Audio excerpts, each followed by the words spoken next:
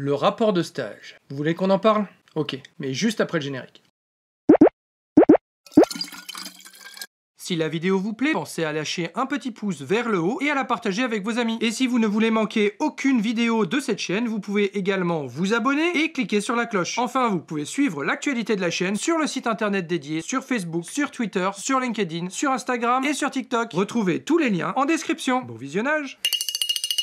Parfois, lorsqu'on fait son premier stage, on s'imagine que le rapport de stage, c'est juste une formalité, une espèce de vague bafouille qu'on écrira quand on aura le temps et qui sera vite écrite, dans laquelle on expliquera en gros ce qu'on a fait pendant son stage. Sauf que, bah non, en fait. Parce que rédiger un rapport de stage, ça n'est pas rien. Et ça se prépare. Et c'est pourquoi je vous propose de voir tout ça en détail dans cette vidéo. Alors, ce qui suit est organisé en 4 parties dont les timecodes sont disponibles dans la description. Je vous parlerai tout d'abord de l'organisation du travail de rédaction, puis je vous parlerai du fond, autrement dit de ce qu'il est attendu que votre rapport contienne. Viendra ensuite la forme, où je vous donnerai des conseils techniques et des astuces pour rédiger votre rapport et qui vous feront gagner, je l'espère, du temps et des points. Et je terminerai en dernière partie de vidéo par les attentes spécifiques au BTS pilotage de procédés. Alors, petite parenthèse, il était initialement prévu ici que je ne fasse qu'une seule vidéo.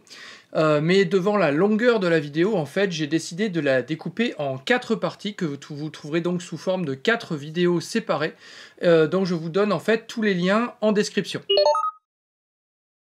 Et on démarre tout de suite avec la première question que l'on se pose en général lorsqu'on doit rédiger un rapport de stage, à savoir quand faut-il le faire? Eh bien c'est très simple, dès le début du stage en fait, et éventuellement même avant si vous en avez la possibilité. Et puis pendant toute la durée du stage et éventuellement même après jusqu'à la remise du rapport si cela est nécessaire. Il est en particulier important d'après moi d'y travailler de manière régulière tout au long du stage. Idéalement vous pouvez pour ce faire vous programmer un temps dans la semaine, par exemple une demi-journée qui apparaît explicitement dans votre agenda et qui est uniquement consacré au rapport de stage. En cas d'indisponibilité sur le créneau prévu, il vous suffit de déplacer explicitement ce créneau à un autre moment de la semaine. En plus de ce travail régulier, il est généralement également pertinent de consacrer intégralement les derniers jours de votre stage à la finalisation du rapport. Alors, notez que votre sujet de stage est tout à fait susceptible d'évoluer au cours du stage, c'est même d'autant plus probable que le sujet sur lequel vous travaillez est prospectif et comporte donc une part d'inconnu. Ce n'est en rien incompatible avec une rédaction régulière tout au long du stage. Cela veut juste dire qu'il faudra progressivement adapter votre rapport en fonction des résultats que vous obtiendrez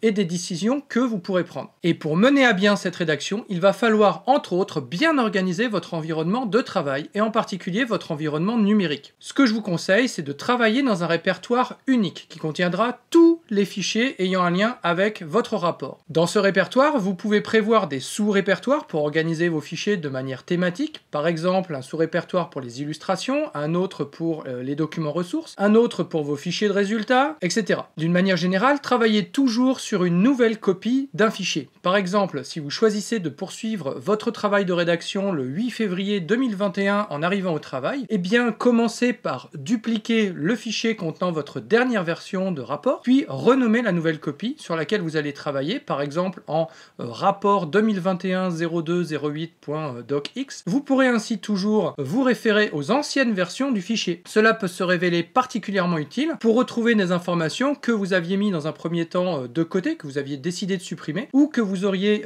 effacé par erreur, ou encore si votre fichier se retrouvait tout d'un coup corrompu, ce qui arrive, et se retrouvait donc inexploitable. Dans ce dernier cas, vous auriez peut-être perdu votre travail du jour, mais vous disposeriez encore d'une copie de tout ce que vous aviez fait avant. Je vous incite également à conserver des copies synchronisées de votre répertoire de travail. Cela peut passer par un stockage de type cloud, ou plus simplement par une sauvegarde sur une clé USB ou un lecteur externe. Alors, un petit point ici, quel que soit le stockage utilisé, pensez à vérifier en amont qu'il est bien compatible avec la politique de confidentialité de l'entreprise dans laquelle vous travaillez. Cela vous évitera des problèmes a posteriori. Dernier point, surtout si vous êtes amené à travailler sur différents ordinateurs lors de la rédaction de votre rapport, pensez à choisir un format de sauvegarde des fichiers qui soit reconnu sans nécessité de conversion sur tous les postes sur lesquels vous allez travailler, y compris les postes des personnes qui seront amenées à relire votre rapport. Remettre en forme un document qui a été converti à plusieurs reprises et dont la mise en page a bougé est en général un processus qui est long et fastidieux. Alors autant prendre les devants pour l'éviter. Et ceci me permet d'enchaîner avec la relecture du rapport. Donc en cours de rédaction, il vous appartient de relire et de corriger votre rapport. Mais il vous appartient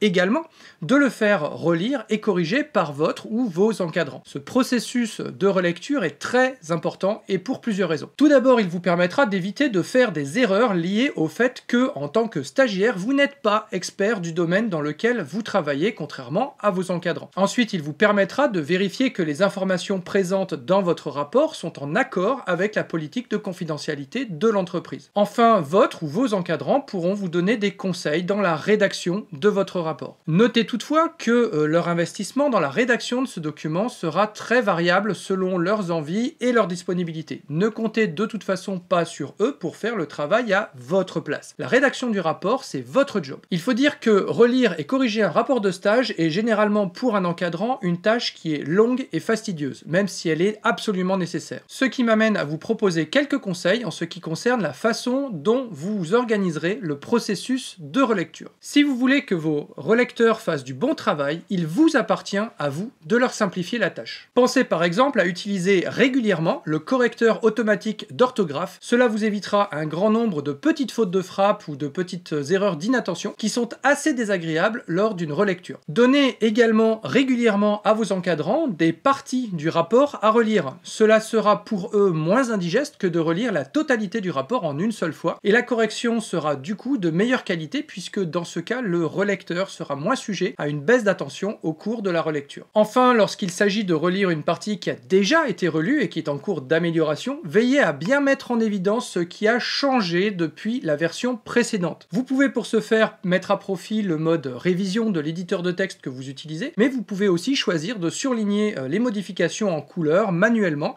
l'idée étant ici que le relecteur puisse rapidement identifier les portions du rapport qui requièrent réellement son attention. Bien, maintenant que vous savez comment organiser votre travail de rédaction, je vous propose de passer au contenu du rapport. Ce que nous verrons dans la seconde vidéo de cette série, dont la vignette devrait s'afficher ici quelque part à l'écran, et dont le lien est également disponible en description. Ciao!